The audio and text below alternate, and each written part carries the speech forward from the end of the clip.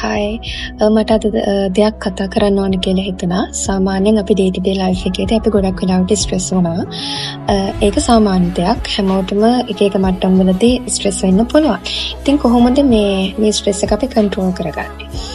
මුලින්ම කියන්න ඕනේ පළවෙනි දේ තමයි දවස සාමකාමීව ආරම්භ කරන්න කියන දේ. ඒ කියන්නේ අපි උදේ පාන්දර නැගිට ගමන් ගොඩක් අය මොකද කරන්නේ? ෆෝන් එක අරගෙන බලනවා.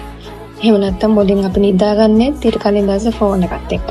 ඊට පස්සේ දවසේ ෆෝන් එක පිටින්ම නැගිටලා FB ගිහිල්ලා මොකක් හරි වෙන දෙයකට අවුල් කරගෙන තමයි උදේ නැගිටලා වැඩට යන්නේ. එහෙම නැත්නම් දවස ආරම්භ කරන්නේ. එහෙම කරන්න එපා. ඒ කියන්නේ ෆෝන් එකෙන් ඈත් වෙලා ඔයාට දවස ගත කරන්න පුළුවන් නම් ඒක ගොඩක් හොඳයි. නමුත් මේ තියෙන කාර්යබහුල ජීවිතයත් එක්ක සමහර වෙලාවට අපිට එහෙම කරන්න බැරි වෙන අවස්ථාවල් තියෙනවා.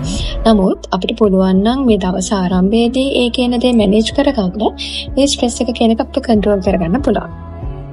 අනිත් දේ තමයි මම මගේ ජීවිතයේදී ඒක හදා බලන දෙයක්.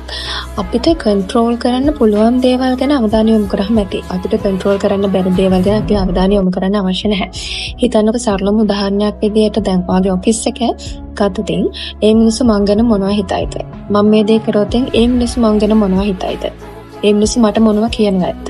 ඒවා අපිට කන්ට්‍රෝල් කරන්න බැහැනේ ඇත්තටම කියනවා නම් නේද? ඒවා අපිට කන්ට්‍රෝල් කරන්න බැරි දේවල්. ඒ කියන්නේ ඒ දේවල් නිසා අපි ඇත්තටම ස්ට්‍රෙස් වෙන්න අවශ්‍ය නැහැ. ඒක අපිට කන්ට්‍රෝල් කරන්න බෑ.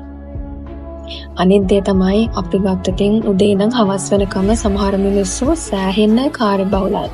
එතකොට ඒ බිසි ලයිෆ් එකේදී අපේ ජීවිතයට පොඩ්ඩක් හරි රිලැක්ස් වෙන්න දෙයක් ඕනේ. ඉතින් ඒ රිලැක්ස් වෙන්න දේ තියාගත්තතින් අපේ මයින්ඩ් එකට ස්ට්‍රෙස් වෙන්නේ නැතුව අපිත් ස්ට්‍රෙස් නොවි අපිට වැඩ කරගන්න පුළුවන්. ඉතින් එතකොට එක සින්දුවක් අහන එක එහෙම නැත්නම් ඒ වැඩ වලින් චුට්ටක් ඈත් වෙලා පොඩ්ඩක් කොෆි එකක් බීලා ඉන්න එක ඒ වගේ අර ලයිෆ් එක චුට්ටක් චේන්ජ් කරගත්තකින් අර යන රටාවෙන් බැහැර වෙලා පොඩ්ඩක් පුළුවන් අපේ තියෙන මේ බිසි ලයිෆ් එක පොඩ්ඩක් කන්ට්‍රෝල් කරගන්න.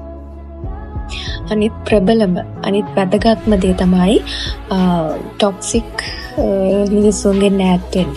ඒ කියලා කියන්නේ මොකක්ද කියලා ඔයාලට හිතෙන්න පුළුවන්. ටොක්සික් මිනිස්සු කියන්නේ අතරම කවුද? ඒ කියන්නේ අපි සාරියම ගත්තොත් නෙගටිව් පරිසර වලින් ඈත් වෙන්න. ඔයත් එක්ක ඉන්න හොඳම යාළුවෙක් වෙන්න පුළුවන්, ඔයාගේ වටේ ඉන්න පුරුෂයෙක් වෙන්න පුළුවන්. නිතරම අර ටොක්සික් වැඩ කරනවා නම්, අරවට නිරුස්සන් නැති වැඩ කරනවා නම්, වගේ හිත රිදෙන්න කතා කියනවා නම්, ඒ කියන්නේ ඒ දේවල් වලින් ඈත් වුණොත් ඔයත් ස්ට්‍රෙස් වෙන්නේ නැතුව, ඔයාට තරහ යන්නේ නැතුව ඔයාගේ දවසේ වැඩ ටික කරගන්න පුළුවන්. ඉතින් ස්ට්‍රෙස් වෙන්නේ නැති මිනිස්සු නැහැ. හැමෝම ස්ට්‍රෙස් වෙනවා.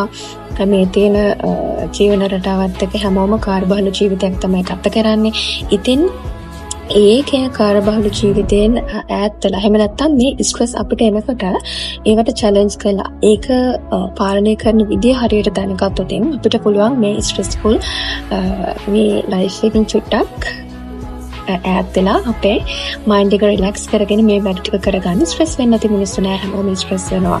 එතකොට අපිට පුළුවන් ඒවට මුහුණ දෙන විදිය ඒ පාත් එක හරියට දැනගත්තොත් අපිට මේ දේවල් වලට මුහුණ දෙමේ හැකියාවක් තියෙනවා. ඉතින් මේ වගේ සරල ටිප්ස් දැනගන්න ඕන නම් මාව සබ්ස්ක්‍රයිබ් කරලා තියාගන්න.